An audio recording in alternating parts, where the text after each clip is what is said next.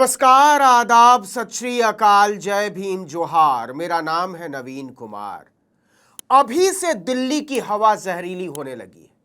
पटाखे बन रहे हैं, बिक रहे हैं और छोड़े जा रहे हैं। जाने दिवाली की रात क्या होगा। और रही बात ग्रीन पटाखों की, तो ये आंखों में धूल झोंकने के अलावा कुछ नहीं है। देश में ऐसी सरकारों का दौर है कि वो हिंदू होने के नाम पर आपका दम घोंटकर मार डालेंगी और आप भी खुशी खुशी मरने को तैयार हो जाएंगे, क्योंकि धर्म का मसला जो ठहरा, धर्म के नाम पर कुछ भी हो रहा है। किसी भी नेता या मंत्री से खराब स्वास्थ्य व्यवस्था, महंगाई, रोजगार या सड़क, बिजली, पानी पर सवाल करो तो वो जय श्री राम के नारे लगाकर निकल जाता है। इतनी हिम्मत कैसे होती है। छठी फेल कथावाचकों की फौज धर्म के नाम पर कुछ भी बोलकर करोड़ों कूट रहे हैं और नेता उनकी आड़ लेकर अंधभक्तों की ऐसी फौज तैयार कर रहे हैं जो सरकार से कोई सवाल ही न करे। जातीय दंभ से भरे लंपटों की भीड़ हर नियम कायदे को जय श्री राम बोलकर कुचल देने पर आमादा है। इन्हें कोई रोकने वाला नहीं है। देश की न्याय व्यवस्था तक धर्मांधता से इस कदर संक्रमित हो चुकी है कि या तो धार्मिक मान्यताओं को पुष्ट करने वाले फैसले लिखे जा रहे हैं या फिर किसी धार्मिक विवाद से बचने के लिए एक वर्ग विशेष को संतुष्ट करने वाले फैसले। अगर ऐसा नहीं होता तो देश की सर्वोच्च अदालत दिल्ली एनसीआर में लगा पटाखों पर बैन क्यों हटाती, जबकि सबको पता है कि हर दिवाली के बाद पटाखों की वजह से दिल्ली की हवा कितनी जहरीली हो जाती है। इसकी वजह है सुप्रीम कोर्ट ने मान लिया है कि उसके आदेशों में कोई दम नहीं रह गया है।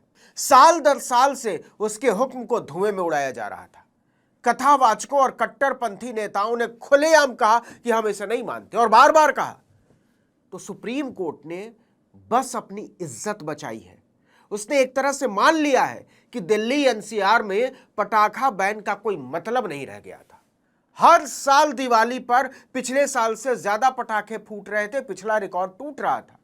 यह बिल्कुल वैसे ही था जैसे सार्वजनिक जगहों पर शराब, सिगरेट पीना बैन होता है, यहां वहां थूकना, गंदगी फैलाना बैन होता है, जैसे प्लास्टिक की थैलियों का इस्तेमाल कई जगहों पर बैन होता है। सब जानते हैं कि इनका पालन नहीं होता, लेकिन बैन नहीं हटाया जाता। बैन हटाने का मतलब नैतिकता और संवेदनशीलता का दावा भी छोड़ देना है। कहने के लिए ही सही, बैन था तो दिल्ली की हवा साफ रखने की जिम्मेदारी वाली ये घोषित निगरानी तो थी, भले ही इससे बहुत मामूली फर्क पड़ता हो, लेकिन फर्क तो पड़ता था। यह बैन सिर्फ इसलिए हटाया गया कि देश की सत्ता में बैठे मठाधीशों को ऐसे फैसलों के जरिए अपने उन समर्थकों को खुश करना था जो खुद के हिंदू होने के गर्व पर सब कुछ कुर्बान कर देना चाहते हैं। नहीं तो दिल्ली में बीजेपी की सरकार आते ही उसने ऐसा क्या कर दिया कि पटाखों से फैलने वाले प्रदूषण की चिंता ही खत्म हो गई। दिल्ली एनसीआर में पिछले दिनों मौसम में आए बदलाव की वजह से पोल्यूशन बढ़ा है। AQI लेवल दिवाली के एक हफ्ते पहले से ही 200 के पार चला गया। यह पुअर यानी खराब की श्रेणी में आता है। कई इलाकों में प्रदूषण का लेवल 300 के पार चला गया। यह वेरी पुअर यानी बहुत खराब की श्रेणी में आता है। एक्सपर्ट बता रहे हैं कि जैसे जैसे ठंड बढ़ेगी और बढ़ने लगी है, प्रदूषण का लेवल और ज्यादा बढ़ेगा। यानी दिवाली तक वैसे भी दिल्ली एनसीआर की हवा काफी प्रदूषित हो चुकी होगी, ऊपर से पटाखा फोड़ने पर पाबंदी खत्म।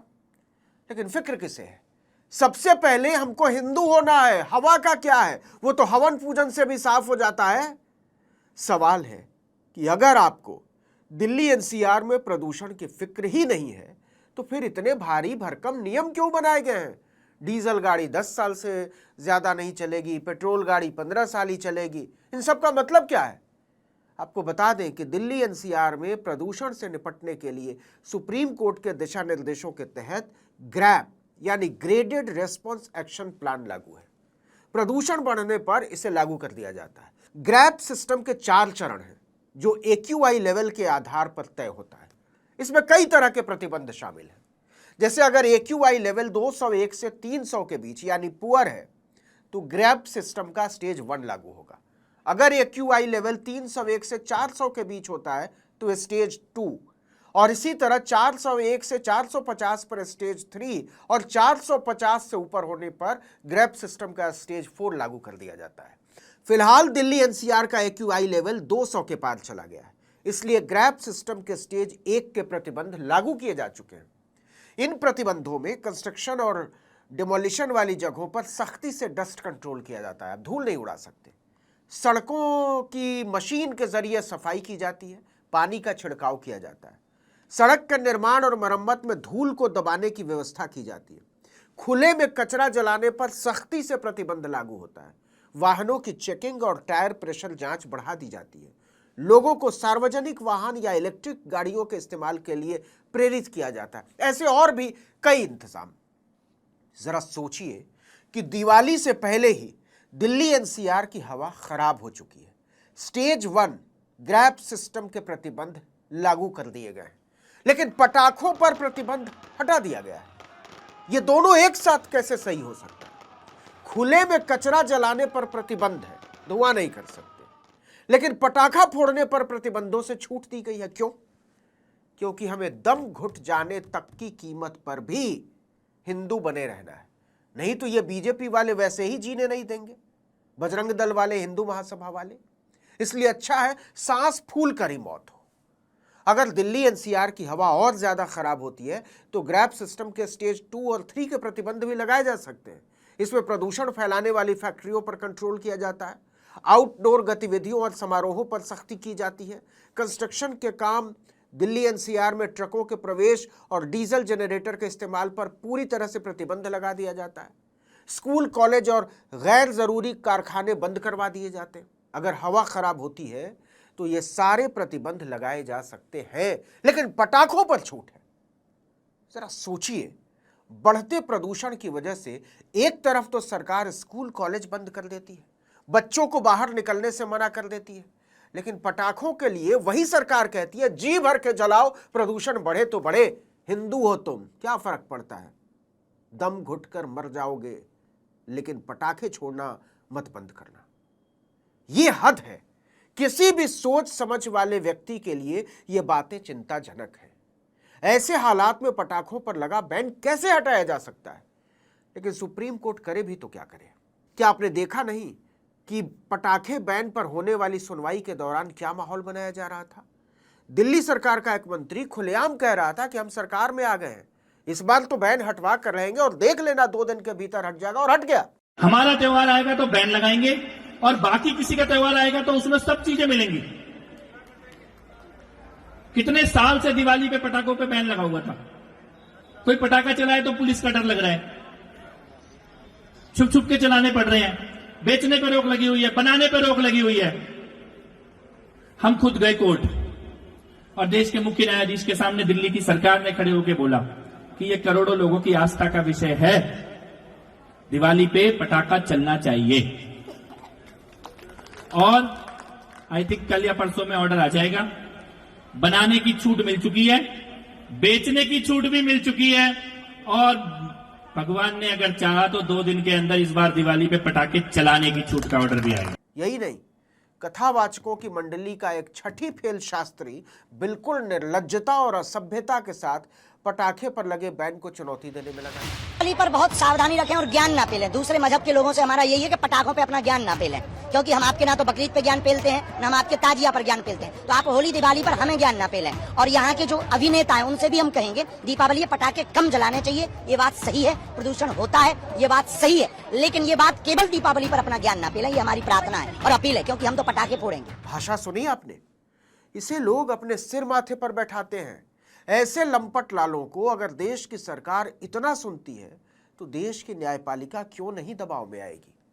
अगर कोई सरकार ठान ही ले कि सुप्रीम कोर्ट के फैसले को पटाखों के धुएं में ही उड़ा देना है तो वो क्या करे? तो उसने बैन हटाकर अपनी इज्जत बचा ली। जब नागरिकता के बोध को सरकार ही कुचल देगी तो अकेले सुप्रीम कोर्ट क्या ही कर लेगा? उसने केवल ग्रीन पटाखों को मंजूरी देकर अपना अपराध बोध कम किया है बस, वरना उसे भी पता है कि ग्रीन पटाखों और लाल पटाखों, पीले पटाखों में अंतर करने और उस पर कार्रवाई करने का न तो कोई नियम है, न कोई इंतजाम है और ना ही कोई नियत है। ऊपर से ऐसे उदंडों की भीड़ भरी बैठी है जो जजों पर जूता उछालने से भी नहीं हिचकती। और बड़े बड़े संस्थान मीडिया के उस जाहिल गवार लंपट को हीरो बनाने में जुट जाते हैं। न्याय की सबसे ऊंची कुर्सी पर विराजमान जजों की विवशता देखिए, जो कई मामलों में सिर्फ इसलिए कुछ नहीं बोल पाते क्योंकि सरकार समर्थित लफंगों की फौज कहीं सोशल मीडिया पर उनकी लिंचिंग न शुरू कर दे। एक किस्सा सुनिए। सुप्रीम कोर्ट में तमिलनाडु स्टेट मार्केटिंग कॉरपोरेशन से जुड़े 1000 करोड़ रुपए के घोटाले की सुनवाई चल रही थी। इस मामले में ईडी की जांच पर गंभीर सवाल खड़े होते हैं, लेकिन चीफ जस्टिस BR गवई सिर्फ इतना भर कह पाए कि वो जांच पर कुछ कहना नहीं चाहते, वरना यह भी सोशल मीडिया पर चर्चा का मुद्दा बन जाएगा। तो सोच कर देखिए, वो पटाखों पर लगा बैन कैसे नहीं हटाते। सुप्रीम कोर्ट ने बैन हटाया नहीं है, उसे हटाना पड़ा है। इस वीडियो में इतना ही, लेकिन अगर आपने आर्टिकल 19 इंडिया को अब तक सब्सक्राइब नहीं किया तो फौरन कर दीजिए। बेल आइकॉन दबाइए, घंटी जैसी आकृति, लाइक कीजिए और कमेंट करके बताइए हमारा वीडियो आपको कैसा लगा। हमारा ट्विटर हैंडल है article19_India और मेरा ट्विटर हैंडल है नवीन जर्नलिस्ट। नमस्कार।